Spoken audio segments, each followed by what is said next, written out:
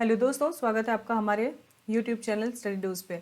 जैसा कि हमने प्लान किया था कि हम जनरल मैनेजमेंट का कोर्स जो है वो आपके सामने लाएंगे, और आज जो है मैं आपके सामने सिलेबस डिस्कस कर रही हूँ। एक्चुअली मैं ये सिलेबस आपका लाइव जो है डिस्कस करने वाली थी, बट कुछ प्रॉब्लम हो गई जिसकी वजह से मैं आपसे सिलेबस जो है वो लाइव डिस्कस नहीं कर पा रही हूँ। बट स्टिल सिलेबस को हम देख लेते हैं एक बार, ठीक है, कि क्या क्या जो है हमारे सिलेबस में आएगा। सबसे पहली चीज़, और स्पेशली जो स्टूडेंट्स मुझसे पहले से जुड़े हुए हैं, जिन्होंने ग्रुप 2 सब ग्रुप 2 की क्लासेस ली हुई हैं, उनके लिए आई थिंक अगर आपने बीकॉम किया है तो आपके लिए इतना टफ नहीं होगा मैनेजमेंट। आपको सिर्फ जो है सिलेबस के गो थ्रू होना है, आपके वर्ड्स पता हैं, आपको चीज़ें पता हैं, ठीक है। बट जो बच्चे अभी नए नए ऐड हो रहे हैं, पंचायती राज जो पढ़ रहे थे पटवारी की प्रिपरेशन के लिए, अब उनको अचानक से मैनेजमेंट देखना पड़ रहा है, तो उनके लिए थोड़ा सा टफ हो सकता है, क्योंकि आप लोगों ने कभी भी कुछ वर्ड्स जो हैं वो सुने नहीं होंगे। आपको अभी वो वर्ड्स भी देखने पड़ेंगे, उन वर्ड्स से भी आपको डील करना पड़ेगा। तो जो मैनेजमेंट है, सबसे पहले मैं आपको एक चीज़ क्लियर कर दूं कि मैं जो है सिर्फ मैनेजमेंट की क्लास लूँगी, बाकी कोई क्लास मेरे उसमें नहीं है।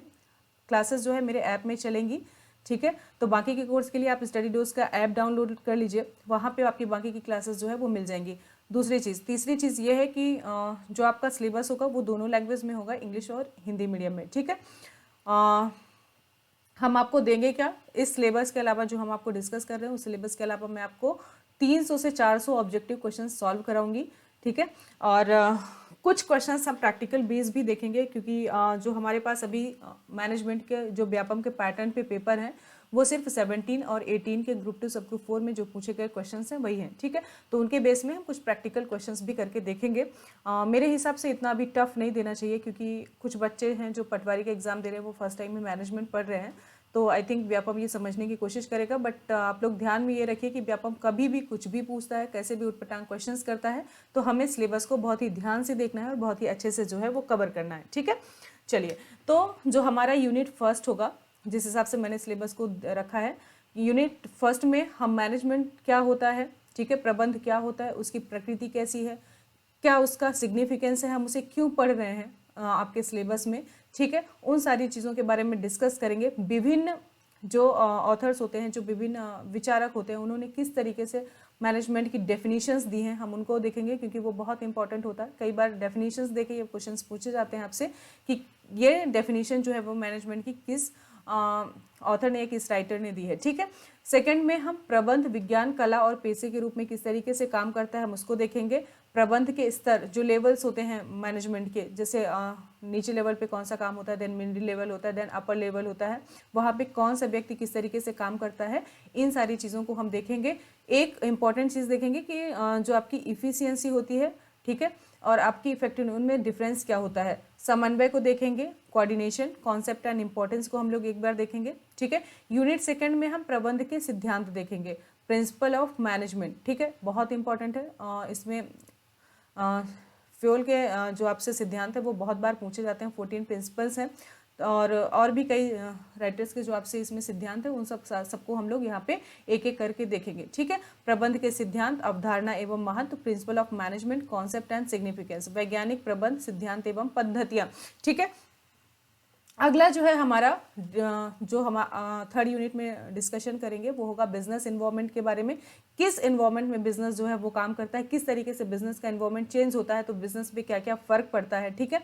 उन सारी चीज़ों के बारे में हम बात करेंगे इसमें। व्यावसायिक वातावरण में या फिर आपके बिजनेस इन्वायरमेंट में क्या महत्व होता है, ठीक है, क्या डायमेंशंस होते हैं इसके, किस तरीके से काम करता है, इसमें कुछ चीज़ें हम और देखेंगे। चेंज मैनेजमेंट क्या होता है, इससे भी क्वेश्चंस मैंने आपके देखे हैं, तो ये सारी चीज़ें भी हम इसमें डिस्कस करेंगे, ठीक है।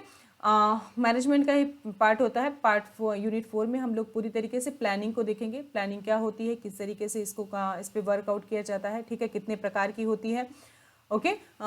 इंपॉर्टेंट है, इससे आपके क्वेश्चंस जो है वो आते हैं। संगठन, ऑर्गेनाइजिंग, संगठन की महत्व क्या होता है, उसकी प्रक्रिया क्या होती है, ढांचा क्या होता है, ठीक है, उसका जो फंक्शनल और डिविजन, जो उसके फंक्शंस होते हैं वो कैसे काम करता है, इन सारी चीज़ों पे हम यूनिट 5 में डिस्कशन करेंगे, ठीक है। इसी में हम अधिकार अंतरण एवं विकेंद्रीकरण, अवधारणा व महत्व, मतलब delegations and decentralization, concept and importance पे भी बात करेंगे। अगला हमारा जो यूनिट है 6 है, नियुक्तिकरण, मतलब अपनी स्टाफिंग से रिलेटेड है। नियुक्तिकरण में जो हमारा फर्स्ट होगा वो अवधारणा एवं महत्व होगा। स्टाफिंग में कॉन्सेप्ट एंड इंपॉर्टेंस, भर्ती, अवधारणा एवं रिक्रूटमेंट देखेंगे, उसके बाद हम सिलेक्शन देखेंगे, देन प्रशिक्षण, ट्रेनिंग एंड डेवलपमेंट देखेंगे। एक्चुअली ट्रेनिंग भी आपका बहुत इंपॉर्टेंट है, कई बार क्वेश्चंस मैंने आपको 17 में भी इससे क्वेश्चंस देखे हुए हैं और 18 में देखे हैं ट्रेनिंग एंड डेवलपमेंट से, ठीक है। निर्देशन, डायरेक्टिंग, निर्देशन का महत्व क्या होता है, इंपॉर्टेंस क्या होता है और उसके एलिमेंट्स कौन कौन से हैं वो देखेंगे। पर्यवेक्षण देखेंगे, सुपरविजन, अवधारणा एवं कार्य के कॉन्सेप्ट्स एंड फंक्शंस के बारे में हम डिस्कशन करेंगे, ठीक है। अभिप्रेरणा, वित्तीय एवं अवित्तीय प्रोत्साहन, motivation, financial and non financial incentives, नेतृत्व में हम देखेंगे जो अपनी लीडरशिप है, ये भी बहुत इंपॉर्टेंट है, इससे भी कई बार क्वेश्चंस जो है वो पूछे जाते हैं। अवधारणा एवं शैलियाँ, लीडरशिप का कॉन्सेप्ट क्या है और कितने प्रकार की स्टाइल्स में, मतलब वही है कि कितने प्रकार की लीडरशिप आपके सामने जो है होती है। कम्युनिकेशन, अगेन एक आपका इंपॉर्टेंट टॉपिक है।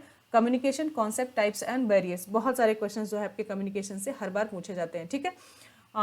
यूनिट 11 में हम डिस्कस करेंगे मार्केटिंग मैनेजमेंट के बारे में, क्वेश्चंस जो हैं आए हुए हैं इसलिए मैंने इसको रखा है। यूनिट 12 में हम उपभोक्ता संरक्षण, महत्व एवं उपाय के बारे में बात करेंगे, जिसमें कंज्यूमर प्रोटेक्शन और इंपॉर्टेंस एंड वेज को देखेंगे। तो क्या हमारा इतने में मैनेजमेंट खत्म होता है? तो नहीं, इसके अलावा भी हमें कुछ चीज़ देखनी पड़ेगी, ठीक है। वो आता है आपका सबसे पहले जो आपके कुछ फिनेंशियल टर्म्स होते हैं,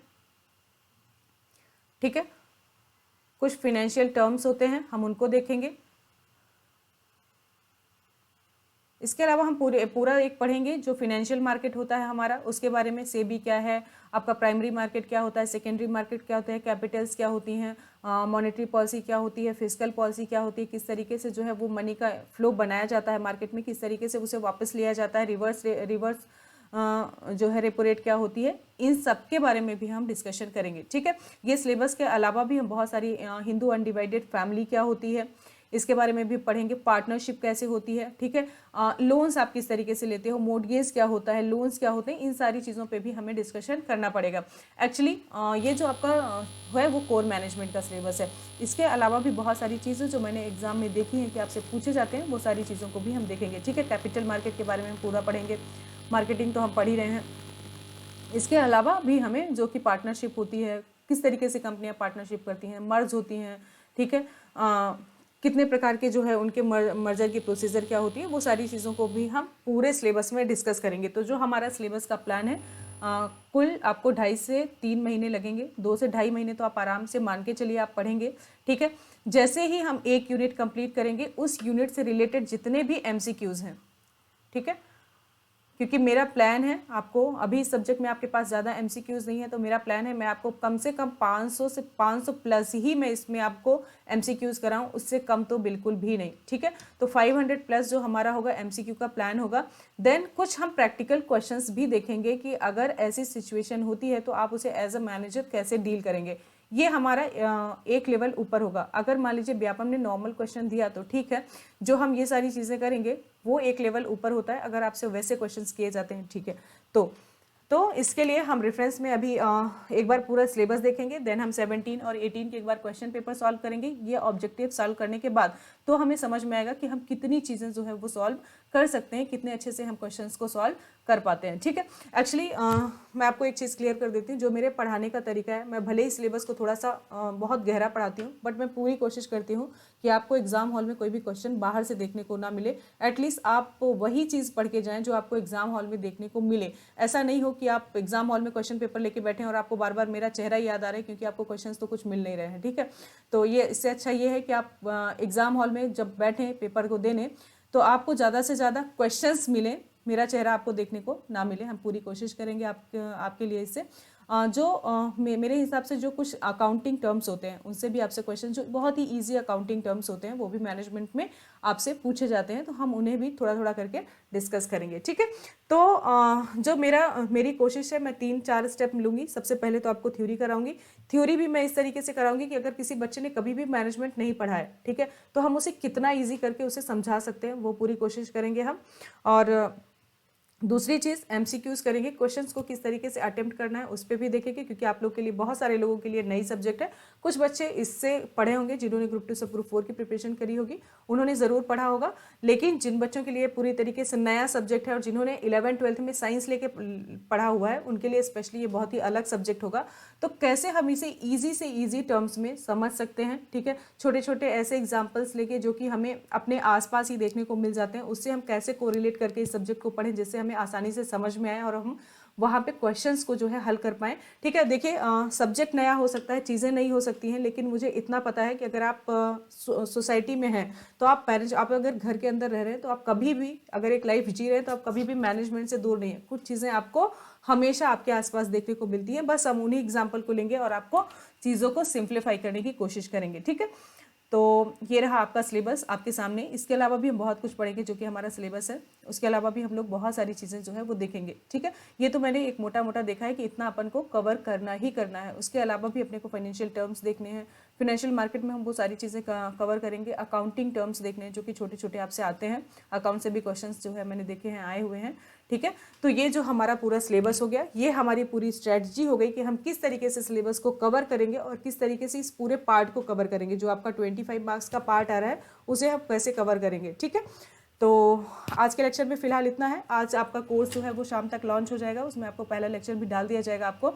तो प्लीज़ जिन लोगों ने पहले कोर्स परचेज करके रखा है ग्रुप 2 सब ग्रुप 2 का, वो लोग प्लीज़ आप लोगों के लिए स्टार्ट में डिस्काउंट रहेगा फर्स्ट 50 के लिए। तो आप लोग जो भी देख रहे हैं प्लीज़ आप लोग जल्दी कोर्स परचेज करने की कोशिश करिएगा, क्योंकि जो मैं शुरू की प्राइस रखूँगी वो थोड़ी कम होगी। ठीक है, और हाँ एक चीज़ मैं क्लियर करती हूँ, इसमें मैं सिर्फ मैनेजमेंट की क्लास लूँगी, मैनेजमेंट के अलावा मेरे पास और कोई भी सब्जेक्ट नहीं है, तो सिर्फ मैनेजमेंट की क्लास यहाँ पे आपकी ली जाएगी। ठीक है, चलिए आज के बारे में हम इतना ही देखते हैं। अगले जो लेक्चर्स होंगे हम उसमें अब लेक्चर्स जो है धीरे धीरे करना शुरू करेंगे। ओके, थैंक यू, मिलते हैं हम अपने नेक्स्ट लेक्चर पे।